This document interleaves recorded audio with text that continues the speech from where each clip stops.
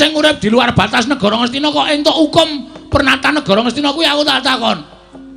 Kuwi pasal pira, Dur? Hah? Iso ngomong kira kowe? Neng kene aja main ngrembug hukum. Ha iki SH. Waduh. Ya Pak ya. Iki sarjana hukum nyempelekke. Kok gawanane sempritan? Hakim garis hakim. Oh.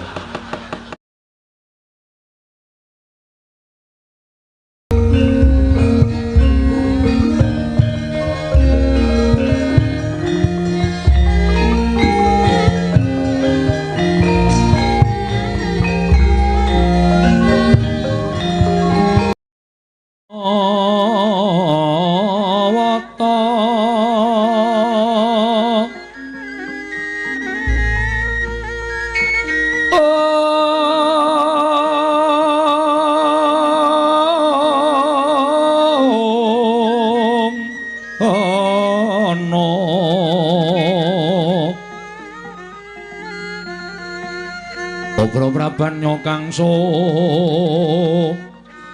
merat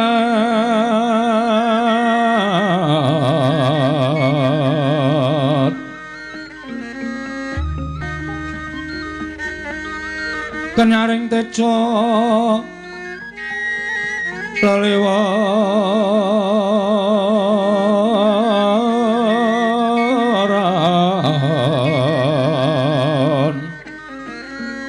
lir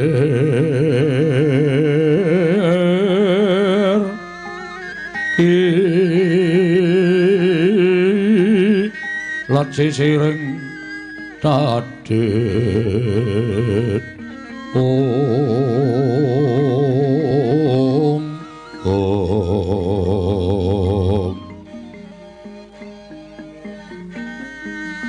wimbok kekandha mre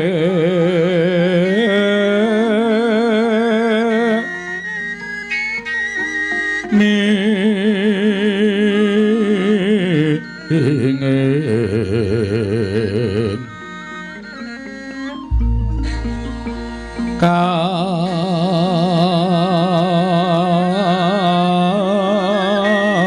katiuping maroto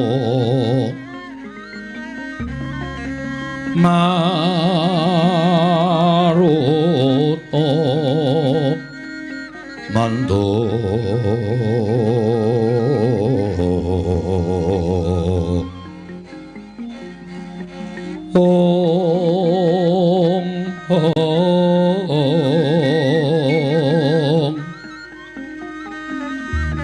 saparan mangambar kongas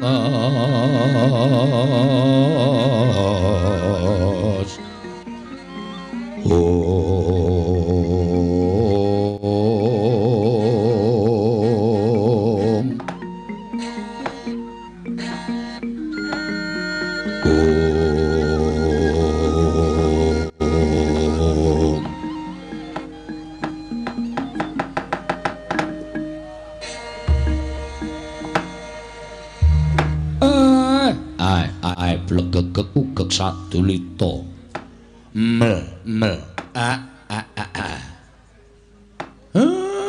ora pangling anak-anakku sing wis padha sowan ngresani wong tuwa Nala Gareng padha kanthi harja sapraptamu dole tansah pinanginganing kawidadan niring sambikala sowanipun ingkang putra pun Nala Gareng kepareng kula ngaturaken sembah sumung keming pangabekti kula kunjuk sandha pepodo paduka Kanjeng Rama sembaran kula iya cah bagus tak tampa gawe gedhening atiku ora liwat pangestune Bapak Tampanana ya Nala Gareng kula pundi nggon jimat paripih ndayana ning kasantosan amewahana kabagyaning gesang kula Rama Semar ya diprayogakne nggonmu sowan ngersaning Bapak sampun boten kirang prayogi wiswanipun ingkang putra pun Nala Gareng Bapak Semar Petro slamet sowanmu neng Karang Kadempel dole wilujeng Pak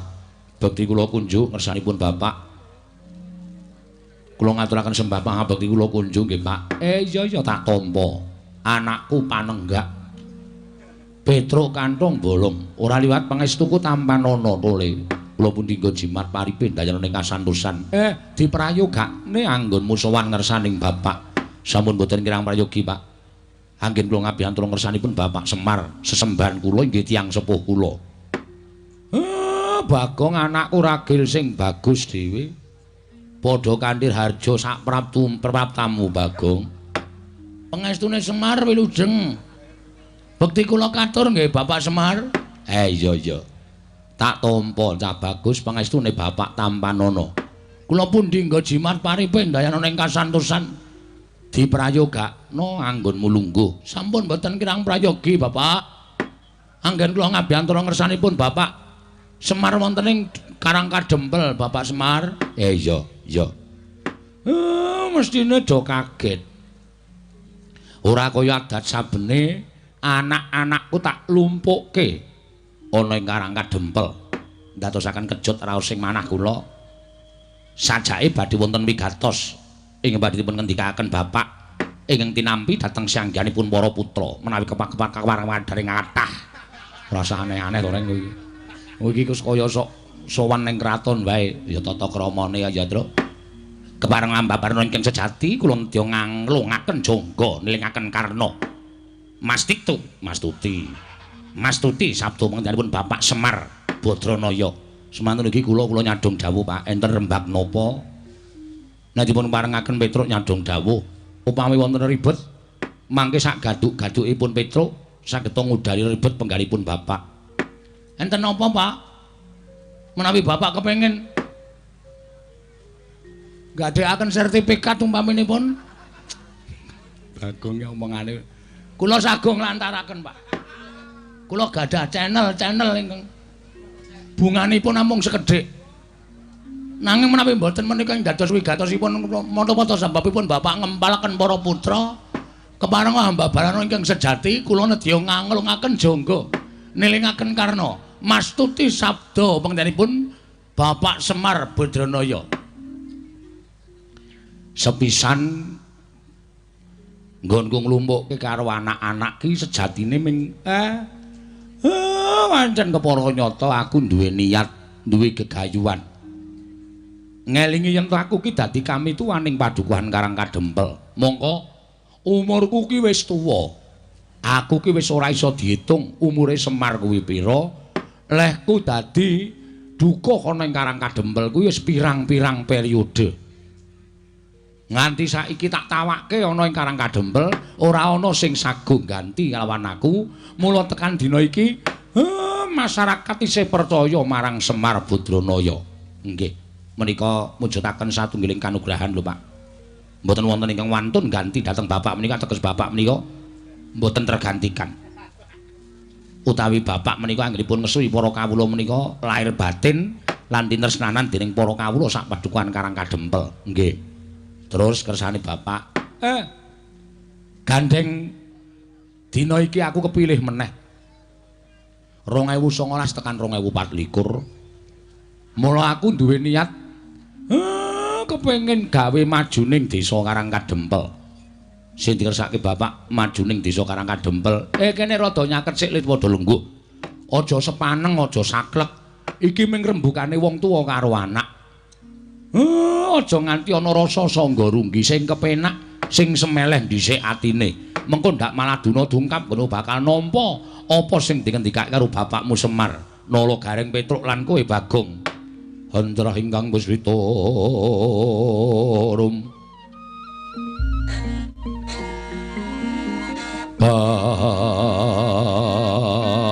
Basilring samirana mrih.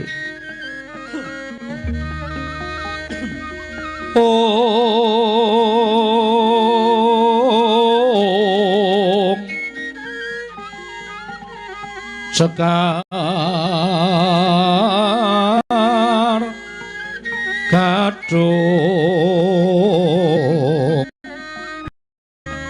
koni mau ya wewangunan babakan batining para kawula sak desa Karangkadempel. Ya kuwi manunggalake rasa, manunggalake sedya para kawula sak Karangkadempel supaya cancut gumregut rumangsa minangka dadi jejer putra bumi Karang Kadempel kudu gelem lan kudu sumadya mbangun karukunan katentreman ana ing Karang Kadempel. Sabab tumrap bapakmu Semar Tole sing jeneng wong urip ana ing alam padang kuwi tentrem-tentreme ku yen sumanding sedulur, sumanding sanak kadang mitra kawruh. Mongko srawunge ya apik, srawunge ya becik. Yen srawunge apik, srawunge becik, tur akeh kanca rowange, barang sing angel dadi gampang, sing abot wekasan dadi entreng.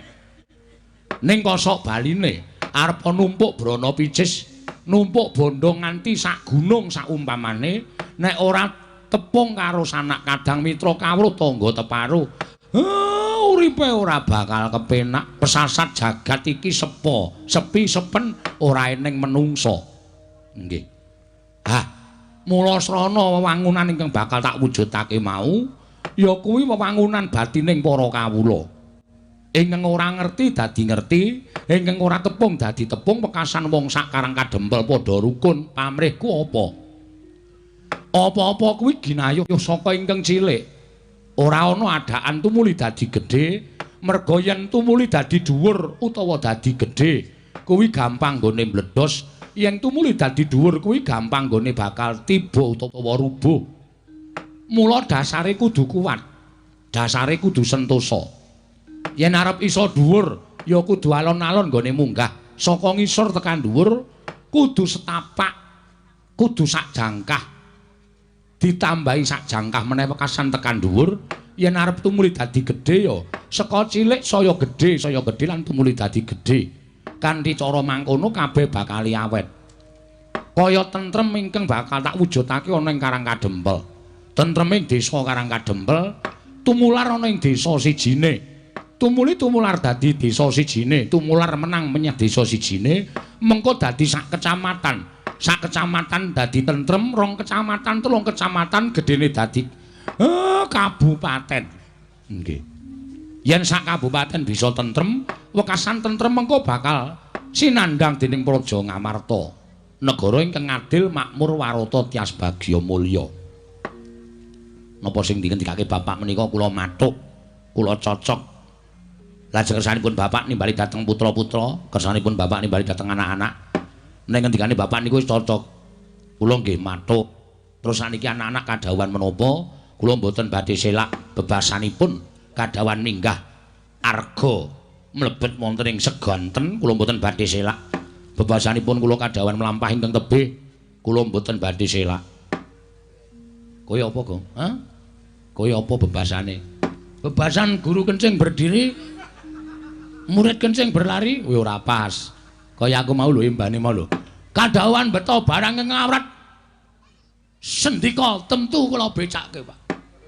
Mugi keparenga paring dawuh. Kula kadhawan menapa, Pak? Sendika ndederek. Awet napa sing digayuh bapak niku apik lan becik lan kagem kesejahteraanipun para kawula. Mila napa sing digayuh bapak kula nderek. Nadyan Bagong bebasan kadhawan manjing tumangan kula sageh. Tumangan ki apa, Gong? Tumangan ki apa? Wajan. Lho, kleru to. Tumangan ki geni. Oh, nggih mboten sida, Pak. Kok mboten sida piye to kok mencra-mencri ora. Bebasan kadhawan manjing segara kula mboten badhe selak, nanging tetep wonten pinggir kemawon, Pak. Omongan iki ora tau gelem berkorban babar blas karo wong tuwa. Ya tak tampa kabeh kesaguhane. Ya mung aku tak kandha karo kowe ya Tole. Nggih, kersanipun bapak.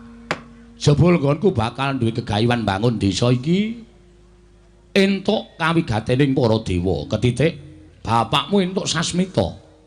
Bapak pikantuk sasmita menapa? Kula aturi paring dawuh. Sasmitane kuwi tak anggap gampang. Ya gampang, yen tak anggap angel ya durung karuan iso digayuh.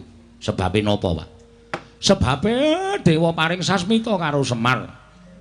Nggonku bakal bangun desa kuwi tumuli dadi rancak nir ing Sambikala. Waton Karang Kadempel ki linenggahan pusaka 3 cacahe. Waduh. Pusaka 3 cacahe. Iya. Napa mawon pareng bapak kula paring dawuh? 1 pustaka Jamus Kelima Sada, angka 2 Sekar Wijaya Mulya, angka 3 Pusaka Mandura ya kuwi Kyai Nenggala. Nah, saiki cah 3 iki sapa sing kira-kira arep ning Ngamarta, ning Ndarawati karo ning Mandura?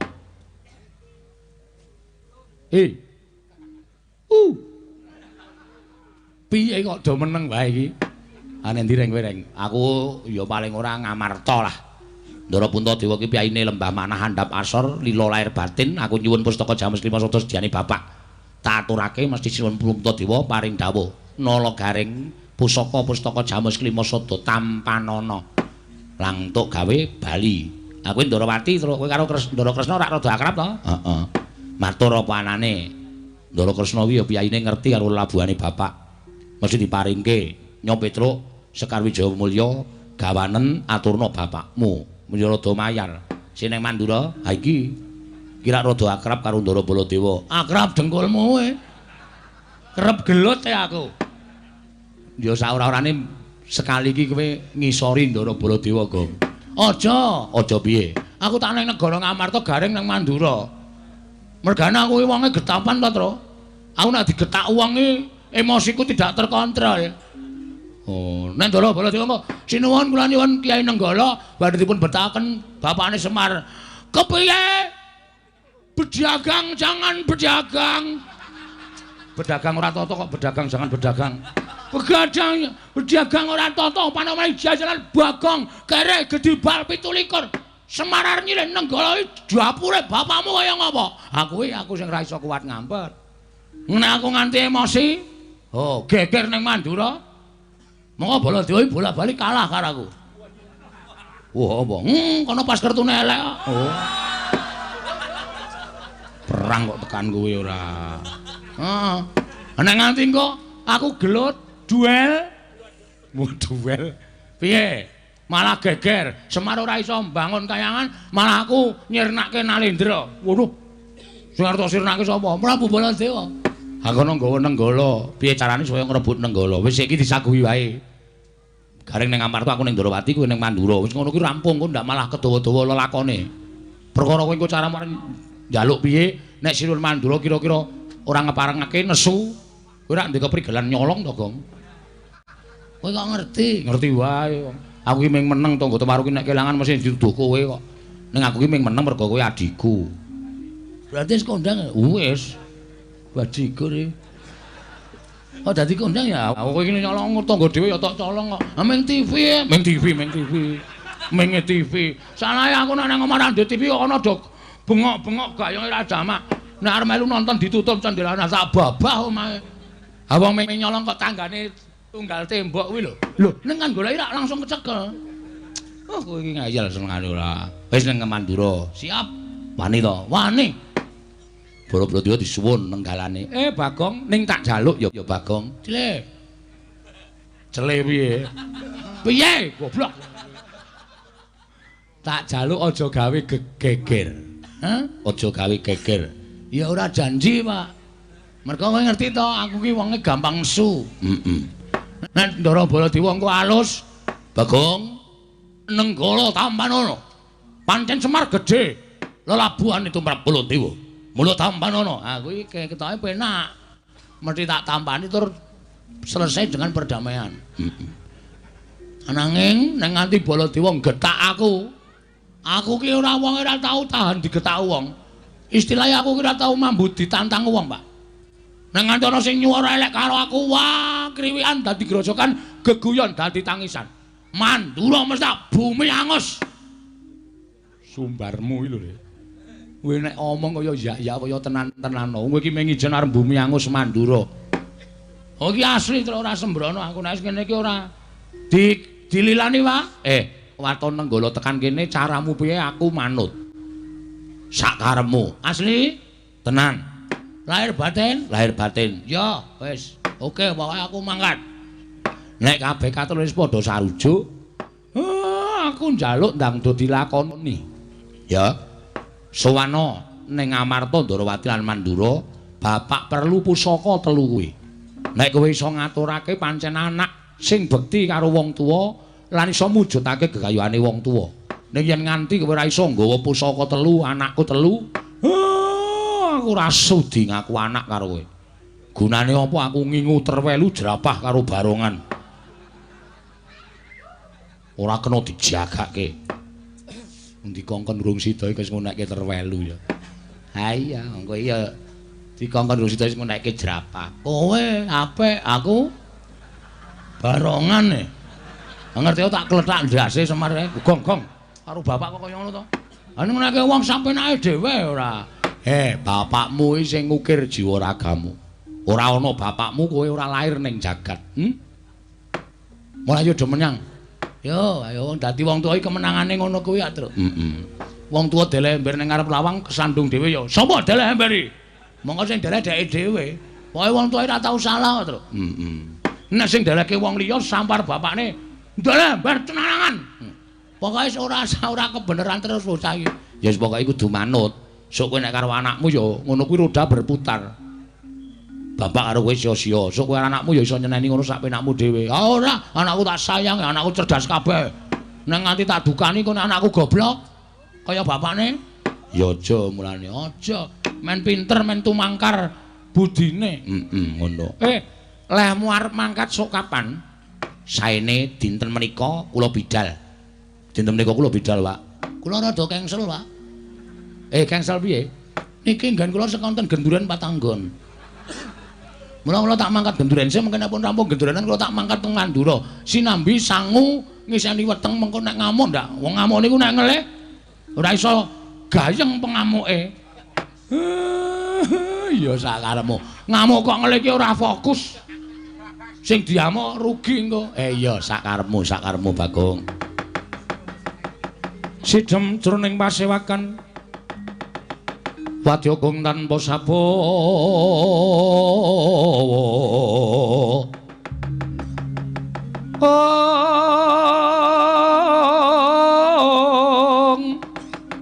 kapraban dening Sang Nalendra Tama mangu-mangu-mangonengi lirwu sing duka cipta ber putih mandana raras ing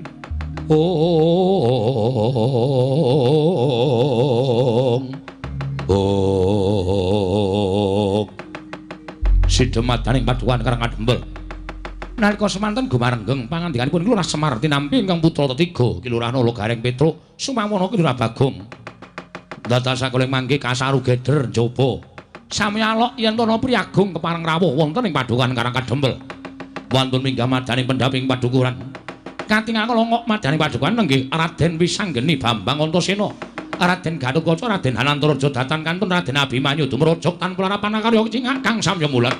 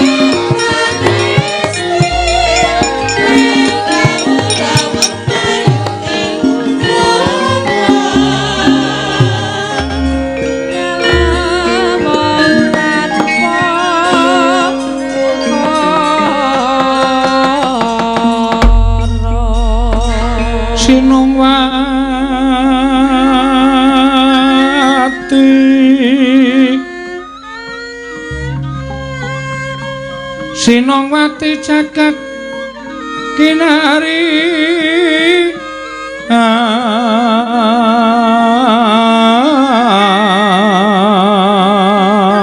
among mbak lumembak ombak ing samudra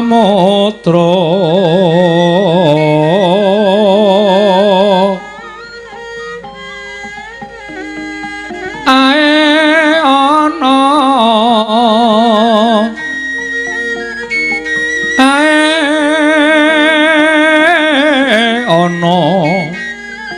bale lumut ambreganggeng awito denceng-dencengan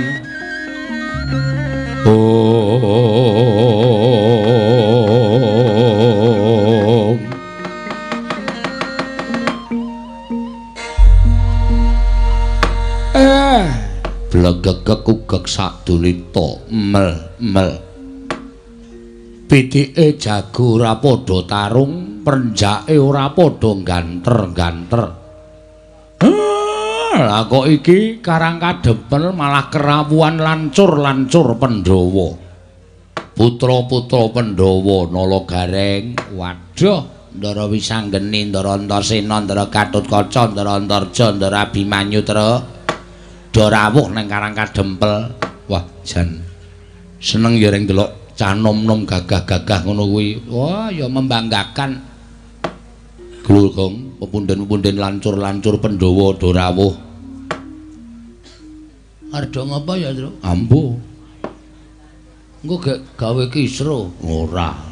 Kuwi lancur-lancur Pandhawa ki piyayine do tata krama kok. Timbali, Pak, wigatine apa? Iya, kowe do anteng dhisik nggih Pak ngestaken dawuh nggih Pak. Ndara Wisanggeni bekti kula Den. Iya. Kakekne Semar tak tampa tiba sepadha-padha kek. Syukur Ndara Antasena bekti kula. Tak tampa tiba padha-padha kek. Ndara Gatotkaca bekti kula. Iya. Siwa Semar tak tampa tiba sepadha-padha. Ndara Abimanyu bekti kula. Iya Siwa Semar ndak tampa tiba padha-padha. Ndara Antarja bekti kula nggih Den. Ya, Siwa Semar ndak tampa tiba padha-padha. Ndara Wisanggeni Ndara Antasena bekti kula Den. Iya Nalagaring tak tampa. Ya, Nalagaring tak tampa. Ndara Gatotkaca Ndara Abimanyu bekti kula Den. Ya Nalagaring tak tampa. Ya Nalagaring tak tampa. Ndara Antarja bekti kula. Ya Nalagaring tak tampa. Ndara Wisanggeni Ndara Antasena Ndara Gatotkaca bekti kula Den. Ya Petruk tak tampa. Ya, tak tampa, Truk. Ya Petruk tak tampa. Ndara Abimanyu Ndara Antarja bekti kula. Ya Petruk tak tampa. Ya Petruk tak tampa. Ndara Wisanggeni Ndara Antasena Ndara Gatotkaca Ndara Abimanyu Ndara Antarja kula ketun nggih, Dar. Suwen, Truk. Tamune 5 bagekke kabeh. Ndak-ndake wektu. Bagong tak tampa bektiku tampa anu pangestuku tampan ana. Nggih, kula pundi? Bagong tak tampa pangestuku tampan ana. Nggih, kula pundi? Bagong nggih, kula pundi? Bagong nggih, kula pundi? Urung rampung, Gong. Wis men wong ora urung ya ming pangestuke kok. Pangan ya ora wareg. Ya ora ana dayane apa-apa. Aja ngece nek pangestune putra-putra iki ana dayane. Ora mungkin. Dayan ana pangestune sugih wingi-wingi terus. Nyatane ya kere kaya ngene. Enten apa niki kok ting gruduk rawuh teng Karang Kadempel. Siwa Semar, kula pancen aku ingkang boyong nglawan putra-putra Pandhawa liyane. Kakang Antasena, Kakang Garukaca, Kakang Antarja, Kakang Abimanyu, aku ingkang mboyong suman marang Karang Kadempel. Lah, enten apa? Ya mung kepengin mbuktekake kelawan sasmita ingkang wis tak tampa, Kek. Sasmita napa? Muruhanira ya Siwa Semar. Yen ta watara 7 dina ingkang kepungkur wis anggene kuwi nyumpena. Wonten ingkang kababar kawursita madyaning pasumpenan. Karang Kadempel kene katon padang jinggrang, bareng tak titip priksa padange mau asale saka Sunarapa. Tumuli aku mlebu jroning Bale Wisma Karang Kadempel. Lah kok katon Kakek Semar kuwi lenggah ana ing pendhapa, mongko ora sak baene. Sunar ingkang banget mblerengi mau asale saka barang ingkang dipangku dening kakekne Semar. Kula mangku napa? Lampu napa? Kok dadi sumunar dudu perkara lampu nanging yang mbok pangku mau Sang Hyang Candra tegese Sang Hyang Wulan dipangku dening kakeke Semar malah katon aneh pendak-pendak sapa ingkang caket lawan Kiai Semar sarandunging badan wong mau tumuli uga mencorong sumunar tan prabeda kaya sunar ingkang timbul saka raganing kakekne Semar. Mula kang saka kuwi aku pengen nanjihake. Jane Kiyaine Semar kuwi duwe sedya apa lan duwe gawe apa lah kok dadi aneh temen sasmita ingkang dak tampa. Mula tumuli aku nganti karo anak-anak Pandhawa liyane ingkang gelem tak kanthi sowan marang ing Karang Kadempel ingkang wigati upamata kakekne Semar kuwi bakal kedunungan kamulyan muga-muga para putra iki bisa kesawapan dayaning kamulyan mau, Kek. Rungokke kowe. Arep ming batur kaya ngene ning nek diempekke bendara apa ora gleleng. Aku kok mangku Sang Hyang Candra. Sang Hyang Rembulan tak pangku mongko sing ngempekke Ndara Wisanggeni. Ndara Wisanggeni iki ora baen-baen.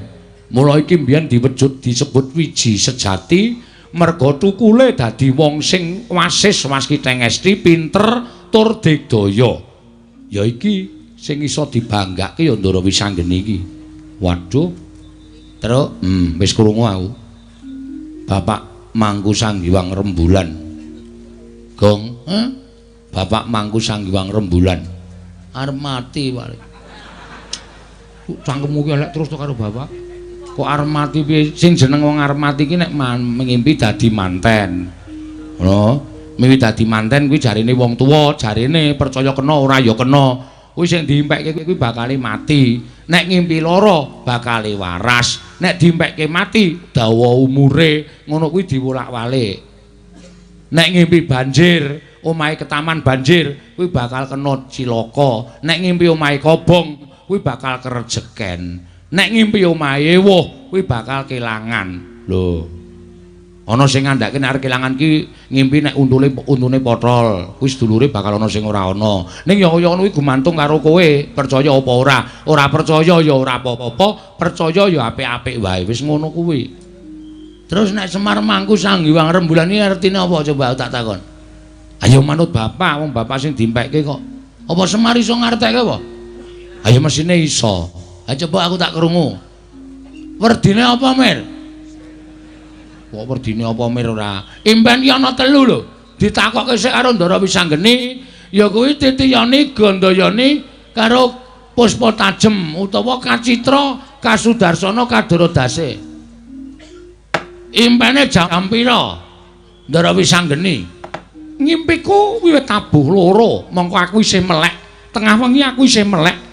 Tumuli jam 1-an kae aku mapan sare Bagong. Oh. Jam 2 aku ngimpi. Lah kuwi ngapusi. Lho kok ngapusi piye to? Wong turu kok iso ndelok jam. Ngapusi kuwi. Gawe-gawe kuwi. Ora ya ngerti kaya Ndara ki ngerti. Aku melek ki gagat bangun esuk Bagong. Jagone do kluruk kuwi tegese wis esuk, urung karuan. Wonten jago sing kluruk sadurunge jam 12 kuwi ana prawan meteng. Kowe malah ngerti artine kok, ngerti. Brang wetan wis sumamburat abang tegese wis esuk Bagong dadi imen kuwi wancine ana tegese. Wo, Semar mangku Sanghyang Rembulan. Iya pancen ngono. Wah, la elok. Tegese apa le nek kowe ngerti? Semar kuwi arep entuk kanugrahan. Apa iya? Heeh. Deloken nek ora percaya. Kok kowe ngerti? Aku sing nglakokke lakon iki bola-bali kok. Ngono kuwi akhire kok, Tru. Malah dibedhekke saiki piye to kuwi? Ora apa-apa, aku ki jane sengit Semar ming bongan bangun. Nang ndi-ndi kok Semar ki bangun apa-apa rumahan Semar ki gablek apa? Ha iki sing disuwuni kaya ngono kok bongan bangun. Semar bangun pendopo, Semar bangun pasar. Oke tenan lho sing dibangun Semar ki. Ayo ben ayo wong kersane kaya ngono. Ya dhewe ming kudu ikhlas lahir batin kok. Kudu iso ngladeni. Ha iya. Mula aku njaluk keterangan karo Siwa Semar, tegese piye? Kula niki lagi rasanan kok sampean wis padha prisa. Ngaten? Kula niki wau rembugan kali anak-anak kula nek pengin bangun desa. Ning jebul syarat sing sinasmitakaken dening dewa menika mboten enteng. Lho, syarate apa kok ora enteng? Syarate kula kudu iso kenggonan pusaka 3. Pusaka 3 apa? 1 Pustaka Jamus Klimasada, 2 Sekar Wijaya Mulya, angka 3 Pusaka Kyai Nenggala. Monggo anak-anak kula niku waune do cing clemong saguh. Sowan teng Amarta Ndarawati lan Mandura, ning bareng tekan Mandura do rebutan. Ora ana sing wani ngadhep sinuwun Mandura. Lah niki nek sampeyan rawuh mriki ming ajeng ngempek kamuktenipun Semar niku perkara mukti munggah derajat, munggah pangkate mboten. Ning mukti sampeyan kula kinten ming kudu melu uyung-uyung anyeng kuyung marang gegayuhane Semar. Niku sing dikarepke sasmita sing mangtampa, Ndara. Kacarian putra lamun kawekasan eka wis anggeni maya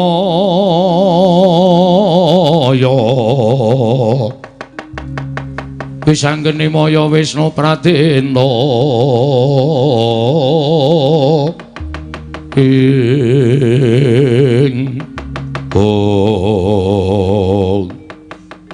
yen mung bab perkara kuwi aku sago mbantu kek sago iki mboten enteng lho sampeyan kudu matur karo pepunden.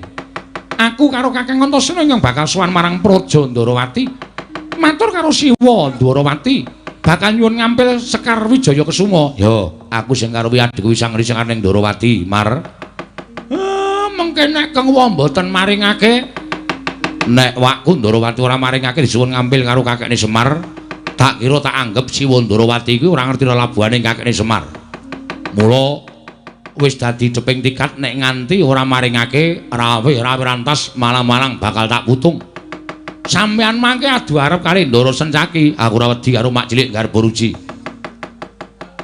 Siwa Semar, aku lho adiku Abimanyu sing bakal budal marang negara Ngamarta. Nyuwun ngambil pustaka Jamus Klimasada marang Siwa Puntadewa. Lah sing teng Mandura yen pancen dikeparengake aku tak budal ning Mandura, ya mung aku ora duwe kanca. Wah Semar aku golekno kanca. Ah niki Bagong sing selo. Kowe selo ta, Gong? Selo aku. Piye napa? Kon ngapae? Nderek Ndara Antarja ning Mandura. Wah, bajigur kok kowe nang. Mbok ngomongi ngarep sik muni tiwas mempeng aku. Kapan kuwi? Saiki mangkat. Demeken bathuk ureng. Ngapa? Demeken to? Ah ngapa to? Anget to? Heeh. Iki aku tok arep masuk angin, Reng. Masuk angin kok arep krasa no meriang awake. Bagong ora gelem nderek Ndara Antarja tak sepatani masuk angin selawase urip. Cangkem memer. Mbok sing apik. Kuwi lho kowe iki karo bapak kok sak penake dhewe bapakne dicangkem-cangkemke. Nek omong ki wonten mecotot e. Karo anake kok tegele kaya ngono sepatani masuk angin seumur hidup. Piye bayangno aku, Truk? ungris-ungrisen selama hidupku piye? Apa ora mesake aku? Ayo mesake. Ayo mulane bapakku nek omong kon nganggo aturan. Apa lambene ditempleki potensio? Men ngopo? Men nganggo aturan kok sampe naik dhewe. Sago ora. Aku yar lara, Pak. Sago ora. Lho, lambeku wis garing. Sago ora. Mataku teng lepyure, Pak. Ki saya parah ketoke, Pak. Nek ora sago ora apa-apa, ning aja ngaku dadi anak Semar. Wah, berat iki. Wis, Ndara Antarja. Piye, Bagong? Kali kula nggih? Yo. Ning ora jajan. Lah, ndel ora. Wis pahit iki. Tekan kono-kono nganti ora disuguh. Ya mesti disuguh prasmanan enak-enak ngono kok. Wah, wis cilaka iki. Nggih, Nderek. Yo, mel aku ya, Bagong. Nggih, siap, oke. Ndara Antarja, aku ku ambles bumi, kowe pengen ngrasake ambles bumi ora? Oh ya pengen. Aku ku ambles terus ning ora tau bumi sing ambles. Ora bali ya ambles blas. Kira-kira ana kesempatan blas. Ning udu bumi, ya wis ora apa-apa, mengko ambles bumi karo aku nggih. Iso ngayomi? Iso. Asik. Wis di pengalaman anyar truk tak mangkat. Mugi-mugi sedaya sami rancak nggih Ndara. Rekat lampahing rata tanpa antara prateng sukuning arga iram kang tumingal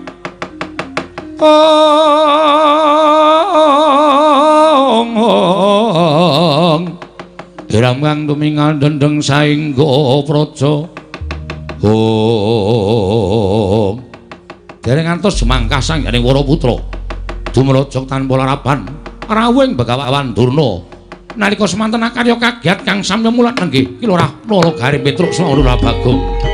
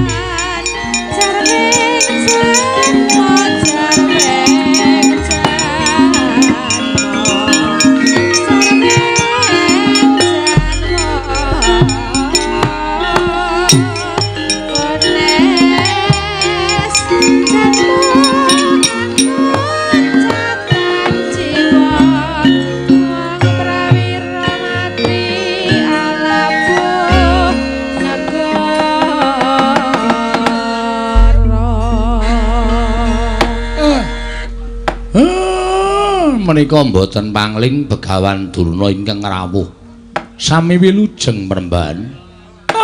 Gandhak mleguduk selalu gembal Semorante hawela. Ya Semar. Neskala ora nemen swiji apa praptaku ning Karang Kadempel. Kula ngaturaken bekti nggih Mremban. Ya tak tampa. Pangestu ku tamanana ya Semar. Kula pundi nggo jimat paripe dayanana ing kasantosan. Bekti kula Penemban. Nala Garing tak tampa. Pangestu tampanana ya Nala Garing. Kula pundi nggo jimat paripe dayana ing kasantosan. Bekti kula Penemban. Petra kantong bolong tak tampa. Pangestu tampanana ya Petra. Nggih. Penemban. Bekti kula nggih Penemban. Bagong. Tak tampa pangestu tampanana Bagong. Nun nggih sangat anggen kawin dadosaken jimat paripe. Terus? Bar ketekan piyai-piyai kok ketekan iki ya piyai. Iki piano iki. Piano piye? Ketoke piyayi ning jerone gentho iki. Ya udu kaya. Weh, domongi kok delok nek ora percaya. Kuwi iki pendhita lho, Gong. Pendhita iki saiki akeh sing serban ketune ming putih tok, ning jeroane lecek iki pirang-pirang. Termasuk Durna kuwi. Kuwi senengane icuk-icuk nglincipi carang papa adu kono adu kene. Mula Mir. Hati-hati ya, Pak. Iya. Aja gampang diblithuk karo omongane Begawan Durna. Wah, anggere ana rame-rame tlusap-tlusup ah kuwi provokatore kuwi. Oh iya ya, Gong. Mula hati-hati, mula tak arani pendhita ndok bosok ya kuwi. Kok ndok bosok? Ayo jabane apik ning jerone mambu. Heeh. Bagong kowe omongan apa, Bagong? Mboten omong napa-napa. Tanggep aku ora krungu ya.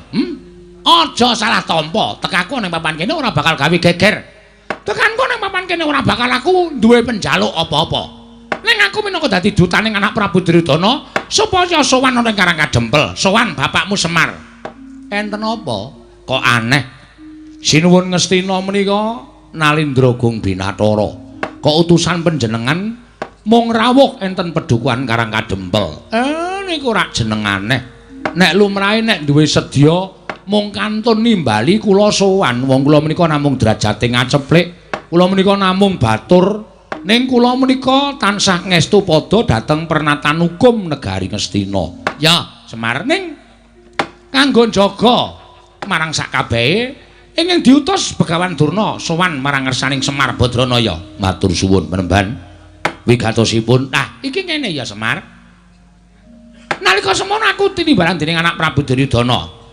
Kaget atiku apa to wigatine dening Begawan Durna tinimbalan mongko ora dat sabene nimbali karo Begawan Durna.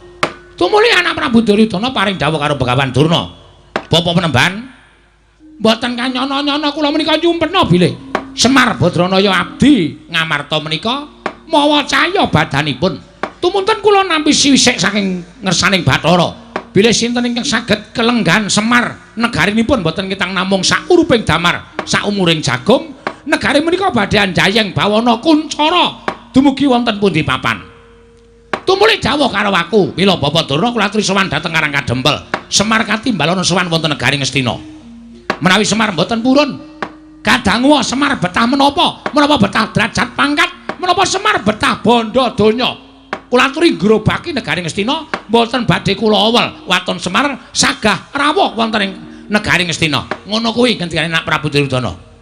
Mula tekane Begawan Durna ning papan kene minangka duta pengawaning Nalindra Ngastina Semar. Supaya kowe tak boyong marang negara Ngastina. Kowe njaluk apa? Kowe njaluk kepiye? Bakal keturutan. Uripmu ora bakal sekeng kaya ngene iki. Uripmu ora bakal melarat kaya ngene iki. Nek kowe gelem tekan negara Ngastina, ora ketang ngomong telung kedheping paningal, kowe lenggah nang negara Ngastina. Oh, pendopo pedukuhan sing kaya ngene iki dirubuhke. Tak bangun sing anyar. Sing kabeh sarwa ukir. Yen perlu ukirane diprodo, Mas. Lho. Apa orang gleleng? Omahmu sing mburi kuwi dirubuhke. Apa memper kowe iki panakawaning Nalindra? Omah kok gendenge ora komplit. Ana gendeng, ana seng, ana plastik. Kale mesake temen to Semar. Kowe iki abdi ning para Pandhawa lho. Kowe abdi anak-anakku Pandhawa. Lah kok uripmu isih sekeng kaya mengene, uripmu isih sarwa kekurangan. Mula wektu dina iki mujudake sawijining kaludhangan. Dene kowe bakal kaboyong marang negara Ngastina. Ayo, tak kanthi bareng sak lakuku. Jaba kawis tak cawisake kereta kencana ing atase ming batur, ing atase ming Panakawan, kok dadak dipethuk nganggo kereta kencana. Kuwi nek ora saka tresnane anak Prabu Duryudana marang kowe ora bakal kelakon. Mula kang saka kuwi Semar, arang-arang to kowe numpak kereta kencana. Dina iki lakonana. Yen perlu mengko nek gelem tekan negara Ngastina, kereta kencana ngeterke kowe bali ning Karangkadempel, kereta kencana ora tak suwun bali. Ben lenggah ning Karangkadempel dadi titihane Semar. Apa orang gleleng? Sowan ning negara Ngamarta kon nitih kereta kencana. Kereta kencana sing kembari kereta kagungane anak Prabu Puntadewa. Lho, apa ora moncer? Apa ora moncer? Kuwi nek kowe gelem. Wandene kowe ora gelem. Yen ngono kowe pancen badal dawuhing anak Prabu Duryudana. Monggo pernatan negara Ngastina, sapa sing badal marang dawuhing Nalindra Ngastina bakal nampa pahukuman ingkang sakmurwat kalawan keluputane. Apa kelakon kowe bakal dihukum dening anak Prabu Duryudana merga kowe ora gelem budal marang negara Ngastina. Terus? Tata-tata lu terus. Siap. Itu iki rembugane mulai memanas iki. Kowe apa aku? Manut. Sing mangsuli kowe aku ya manut, aku ya wani nek Durna. Aku ya wani. Aku wae ya, Gong. Kowe apa aku? Aku wae. Engko sing bengok kae ora keturutan. Ya wis men ya ora apa-apa wong biasane wis kowe aku wae. Oke, kowe wae ya, Tru. Apa aku wae, Tru? Wani apa kowe? Wani. Wis ora doting clebung aku tak wangsulan. Nuwun sewu penemban. Kula niku didhawuhi sagah-sagah mawon. Ning nek sakniki kula dereng iso. Lho, sebabe ngapa kok ora iso? Mergi kula nedeng gadah damel. Loh, duwe gawe apa Semar kok ora ulem-ulem kowe? Duwe gawe apa? Apa dikira Begawan Durna ora iso nyumbang? Apa dikira nek Ngastina Prabu Duryudana iku ora iso weweh karo kowe? Lah kok kowe ora ngaturi marang priyaga-priyaga negara Ngastina? Niki dudu ewuh perkara kula duwe gawe niku mboten. Ning niki ewuh kula niku kula duweni panjangka. Panjang kamu apa? Panjangka kula inggih menika mbangun desa. Loh, mbangun desa? Nggih. Lah niki lancur-lancur Pandhawa pun sami lenggawe enten mriki Ndara Wisang, Ndara Antasena, Ndara Garukaca, Ndara Antarja, Ndara Abimanyu niku sire pancen ajeng bantu kerepotan kula. Lah nek kula niku duwe gawe kok kula tinggal lunga niku terus kula mengke disebut pengarep sing ora tanggung jawab. Kawula kula padha sengkut gumregut, kawula kula padha banting raga meres keringet. Kok kula enak-enak lenggan sila tumpang kendangan dengkul teng negara Ngastina niku terus kula disebut menungsa sing pripun kula tak takon. Ora mboten adil nek carane kaya ngoten niku mula nek saged diparingi inah. Inah. Sapa inah sing endi kuwi maksude? Inah niku wektu. Oh, wektu. Nggih, nggih. Wektu inah sawetara pirang dina, pirang sasi. Nek saged pertengahan taun 2020. Niku kula ketoke nembe sela. Pertengahan taun 2020. Kira-kira kuwi isih ana sing njaluk lakon bangun desa ora ya Semar? Nek ora ana cetha kowe ora ketemu karo aku. Ning nek ana, kuwi iso treala sasi. Tegese kowe iso ketemu karo aku. Ning nek ora ana meneh, njuk kapan nek ketemu karo aku? Kowe aja gawe kagol-kogol ning atiku lho Semar. Kowe aja gawe mangkel ing atiku. Wangsulamu ingkang kaya ngono mau, sayekti kowe mung nolak alus ngarang apa sing tegal parengake Begawan Durna. Lah nek kowe nolak alus karo keparengane Begawan Durna, apa kelakon dosa, kowe bakal nampa apa hukuman saka negara Ngastina. Cilik kowe bakal tak bondo tanganmu, tak krincong sikilmu, gedhe kowe tak lebokke pakunjaran. Gedhe-gedhene kowe nampa hukum pidana pati Semar.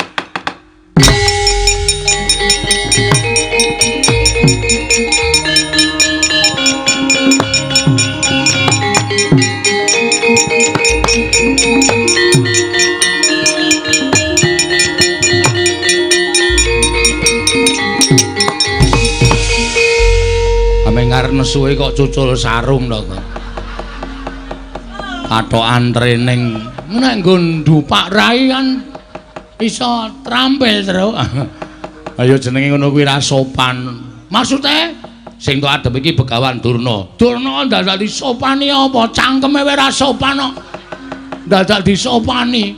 Ning kuwi pendhitane ngratu. Ora urusan. Lho, iki bakal ngapa kok ucul klambi iki? Wigatine apa kowe ucul klambi? Ngene, Mbah. Aku arep rembugan karo kowe.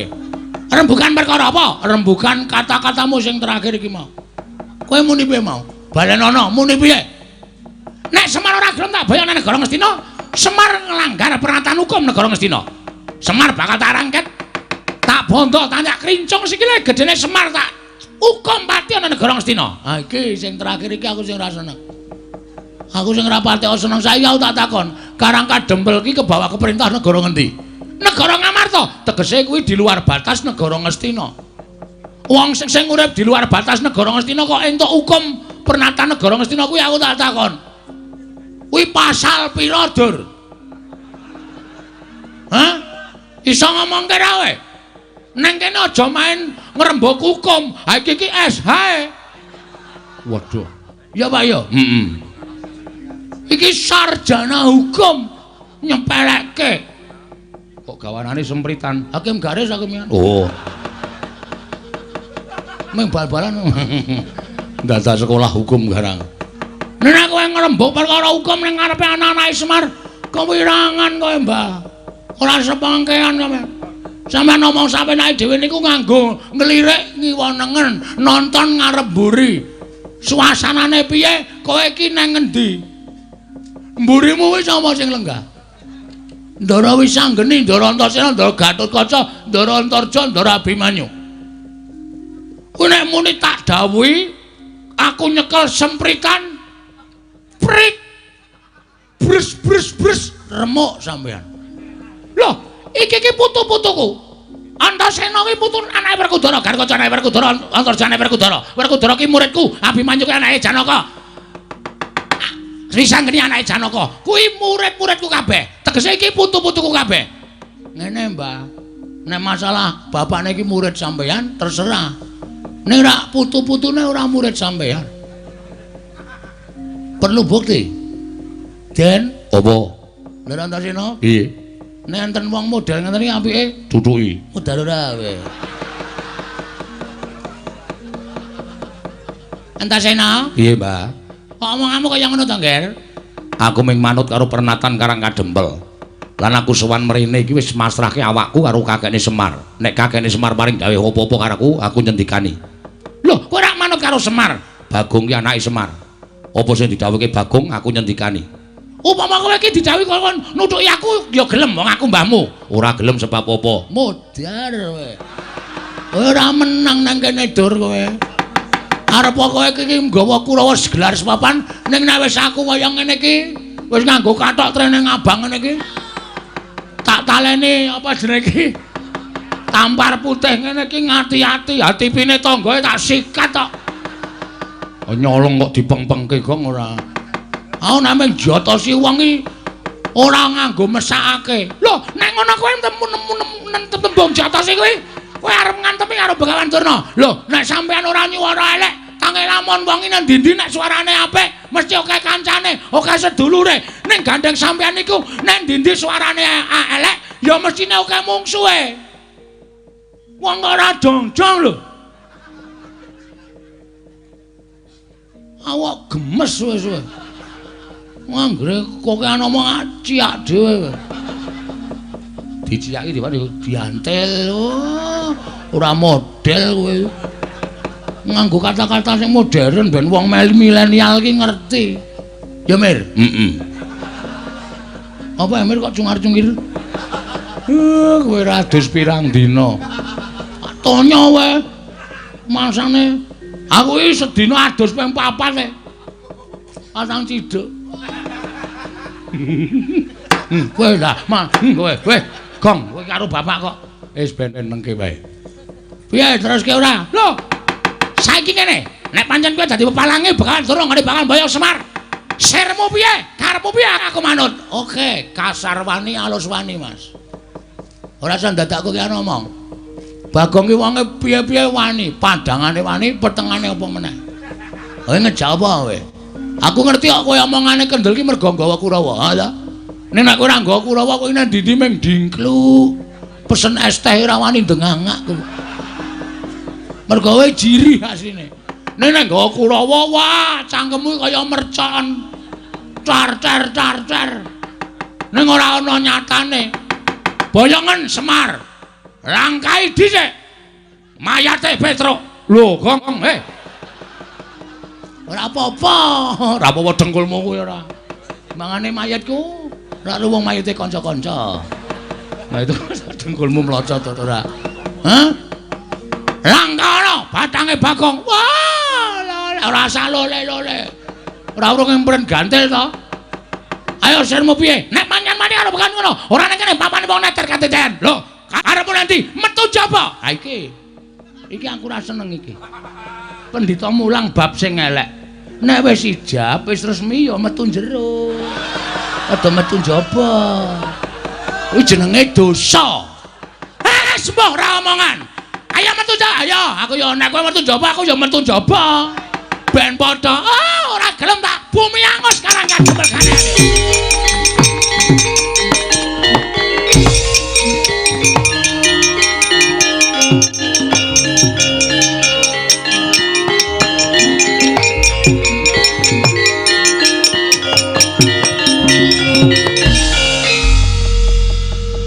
Ha iki jenenge wong ora sport. Apa, Pak? Wong ora sport, kurang sithik. Kurang piye? Sportif. Nah, orang sportif. Ora seperti ngopo, Pak?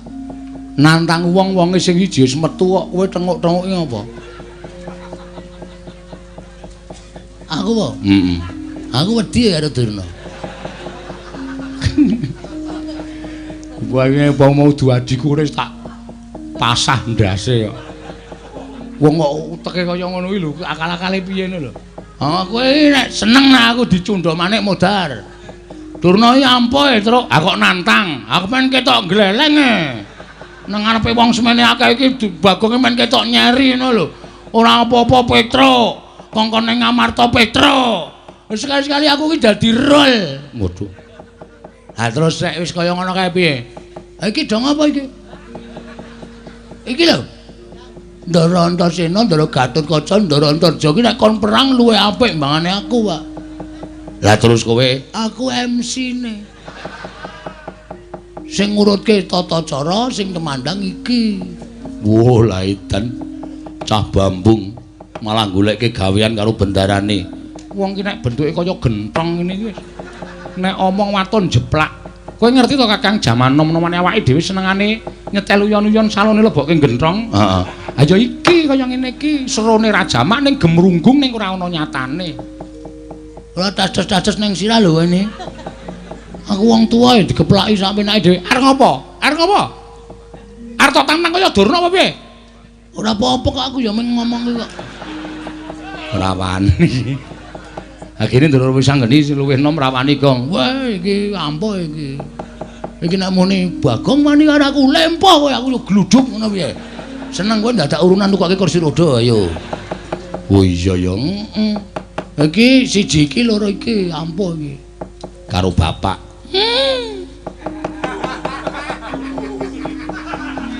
Sajake kok maido. Ndalu tak sepatani apa piye? Sempatanmu kuwi nek mandi nang aku. Wis wingi-wingi aku rekoso uripe, Pak. Kowe nyepatani aku ping pira? Bagong ngrekoso. Ah wis ngrekoso ket biyen. Dadak tok sepatani. Bagong lempo. Pancen aku ora iso mlaku rong dina mergo asam urat. Ora mergo kowe nyepatani. Pancen menur siji iki nek karo aku pancen wani tenan. Gus Ndara Antasena, Ndara Gatotkaca, Ndara Antarja. Sadurunge sampeyan tindak teng negara Ngamarta, Ndarawati lan Mandura, mbok kula njaluk Karang Kadempel ditentremke. Ya, njaluk pangestu ya, Kek. Njaluk pangestu Siwa Semar. Njaluk pangestu Siwa Semar. Kurawa tak undurke kene, Abimanyu rasa melu-melu. Sing rusa-rusa wae sing kemandang. Iya, ngati-ati Kakang Antasena ya.